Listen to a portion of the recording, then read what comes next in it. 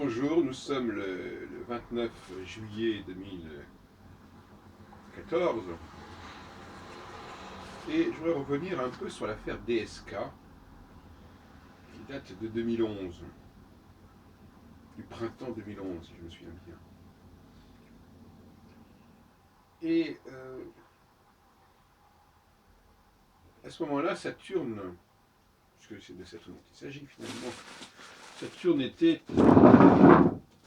en balance,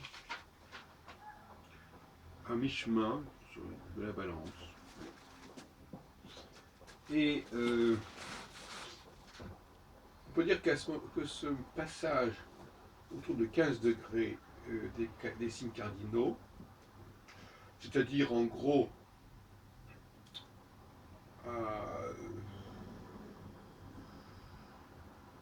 40-45 degrés de la conjonction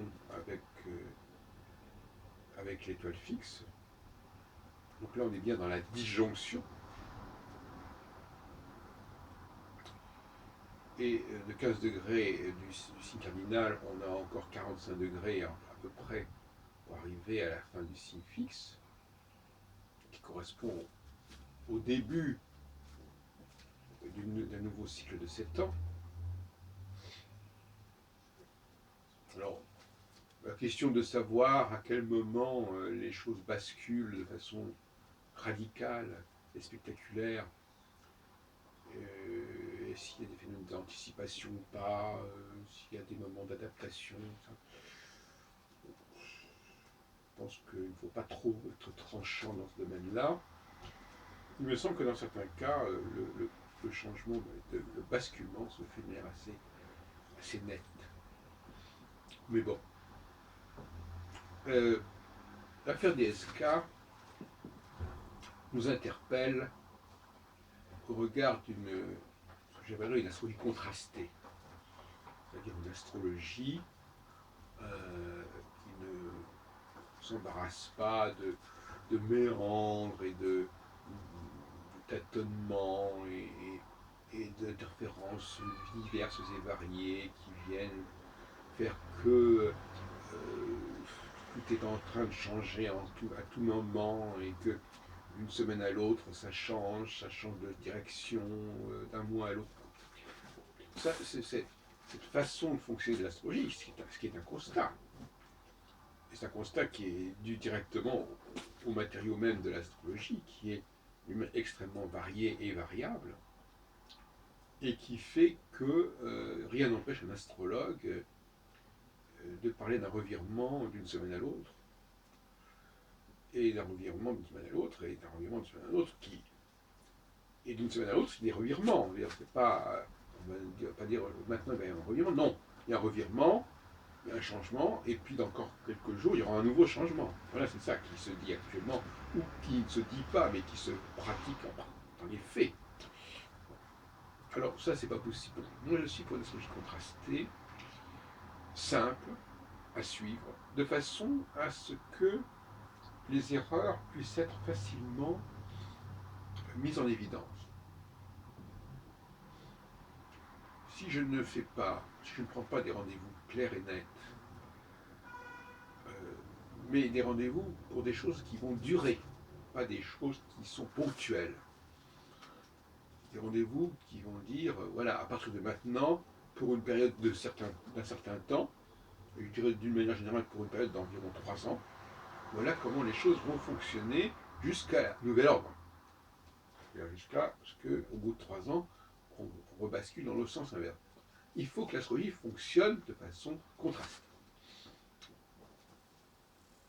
Et que tout le monde puisse comprendre et suivre, à la fois au niveau de l'observation du ciel et à la fois au niveau du discours. Et alors, à ce propos, concernant Ptolémée,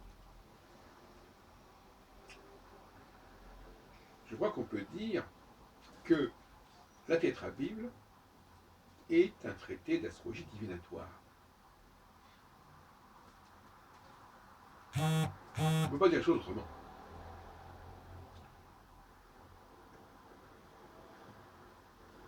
Et je dirais même plus, l'utilisation de toutes les planètes, au lieu d'une seule, a une vocation et une raison divinatoire. Quand on voit comment Ptolémée travaille, à savoir en combinant les significateurs, on voit bien qu'il a besoin nécessairement de la diversité des planètes pour faire ce qu'il dit. Donc ce qu'il propose dans son livre 3 et 4, ce qu'il propose, c'est voilà, c'est l'édition de la Tétra-Bible de la Bibliothèque Hermetica qui est parue en 1974 sous la direction de René Allo, à laquelle j'ai participé à 2 ouvrages sur Moine Villefranche et Ibn Ezra dans cette collection, qui normalement avait de belles jaquettes. Et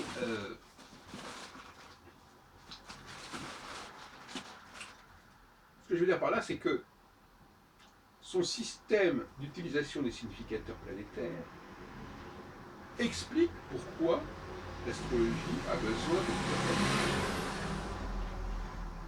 de. Et paradoxalement, l'autre système, qui est celui des maisons astrologiques, et qui dit à peu près la même chose, qui ne dit pas avec les mêmes techniques. Les maisons astrologiques n'ont pas besoin de la même façon de toutes ces planètes.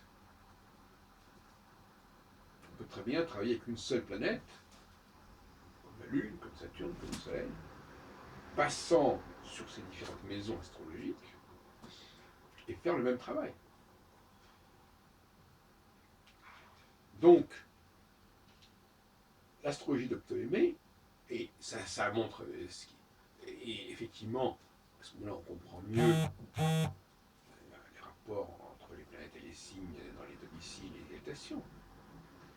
Mais ça ne veut pas dire grand-chose non plus, car on peut très bien imaginer une astrologie de type Manilius, parce qu'il ne faut pas oublier que c'est chez Manilius que cette relation planète-signe, ou plutôt Dieu, divinité, signe, est mise en évidence. Ça n'a rien avec les planètes. Il faut bien comprendre que toute la théorie des domiciles des planètes concerne non pas les planètes, mais les dieux. Et plus de dieux que de planètes. Parce qu'on utilise Junon, Vesta, Pallas, Neptune, etc. Neptune en poisson notamment. Bien avant, des milliers, plus d'un 1000 ans avant la découverte de Neptune. Et donc là, on a un système non planète qui n'exige pas la multiplication des planètes, qui est le système des maisons astrologiques. Le système de Ptolémée qui, lui, exige cette multiplication des planètes, puisque ce sont elles, réellement, dans le ciel, dans la présence, dans les relations, par les aspects notamment, dans les positions en signes qui s'entendent et qui ne s'entendent pas. Parce que ça aussi, ça me paraît important de comprendre que chez Ptolémée, la théorie des aspects, elle est plutôt liée aux signes qu'aux degrés. D'ailleurs, il ne parle pas des degrés des éclatations. Les signes s'entendent ou s'entendent pas. Il y a des connexions qu'il fait entre les signes et qui sont fondées sur ce qu'il appelle le trigone, la quadrature, etc. Et c'est pas forcément une question de relation entre planètes. Donc, je ne vais pas rentrer davantage dans ce détail-là, mais je veux dire aussi, je fais cette digression, que l'astrologie ptoléméenne est une astrologie de divination par la multiplication des planètes, par les interrelations entre les planètes, face à une autre astrologie qui, elle, pouvait fonctionner avec une seule planète qu'on faisait circuler dans le zodiaque, dans les maisons astrologiques, en rapport avec les étoiles fixes mariales. Là, on a 2 options, et visiblement, c'est l'option ptoléméenne qui, de ce point de vue-là, l'a emporté, même si les autres techniques qui n'étaient pas ptoléméennes ont perduré. Ça fait partie du charme de l'astrologie, du syncrétisme astrologique, qui prend une chose et son contraire, qui prend 2 écoles et qui les combine. Bon. Revenons à DSK. Le scandale produit par l'affaire du Sofitel New York ne se comprend que par Saturne au milieu de la balance, ou au milieu du Cancer, ou au milieu du Bélier, ou au milieu du Capricorne. Ça ne change rien. Mais en l'occurrence, c'est la balance.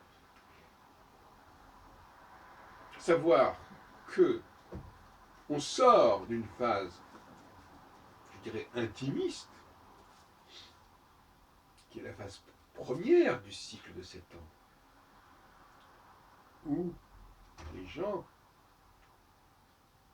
affirment leur humanité spécifique, leur fragilité, leur vulnérabilité, leurs besoins normaux, physiques, affectifs. Alors que la phase suivante est une phase de refoulement de l'affect, de refoulement de la vie privée. Et donc l'affaire d'Escar, elle devient un signal. Elle est instrumentalisée comme un signal. Signal de ce revirement contrasté dont je parlais tout à l'heure. Savoir que ça n'est plus possible pour un homme politique, en quelque sorte,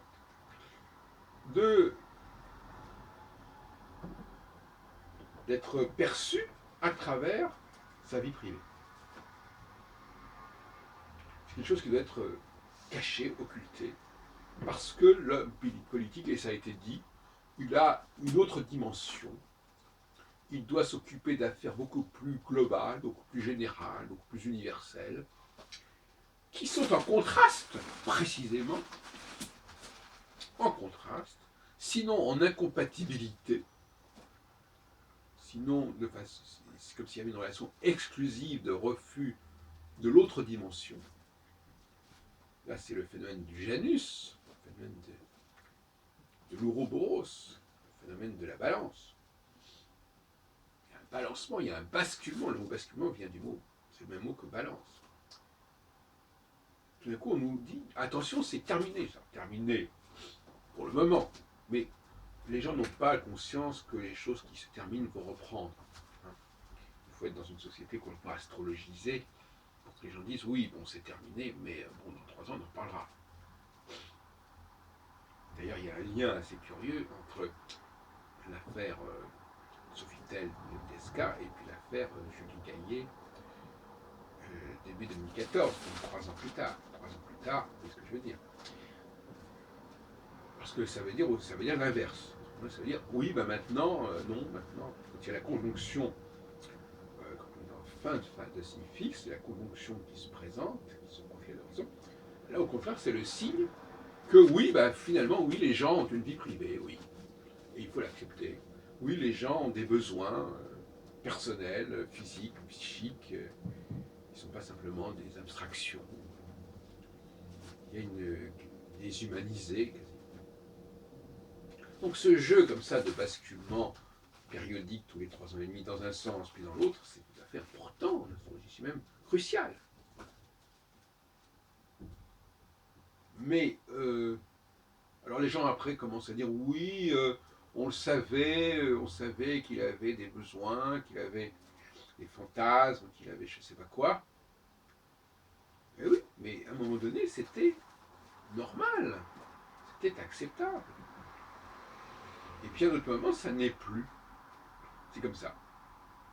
Hein, c'est comme la fameuse affaire de vérité d'un côté des Pyrénées, erreur au-delà, ben c'est pareil. On n'est plus dans les Pyrénées, étant en l'occurrence non plus un phénomène spatial, mais un phénomène temporel. C'est-à-dire que vérité en deçà du milieu des signes cardinaux, encore je parle comme ça, mais en réalité c'est une façon de parler, puisque on est dans le domaine du stellaire et des constellations, et non pas du domaine tropical. Mais enfin, on parle comme ça, mais autrefois c'était pas les signes cardinaux. Bon, c'est-à-dire qu'il y a des pressions de l'équinoxe.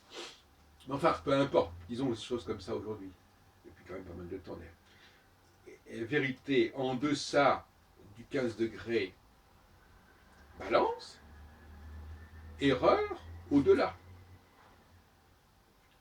on peut accepter certaines choses en deçà et plus au-delà. Voilà ce qui ressort. N'oublions pas que ça correspond aussi au printemps arabe, aux révolutions en Libye, en Tunisie, etc. Révolutions qui sont souvent liées à des questions de népotisme. On s'attaque à une famille, on s'attaque à la vie personnelle du raïs, du guide, du chef du président.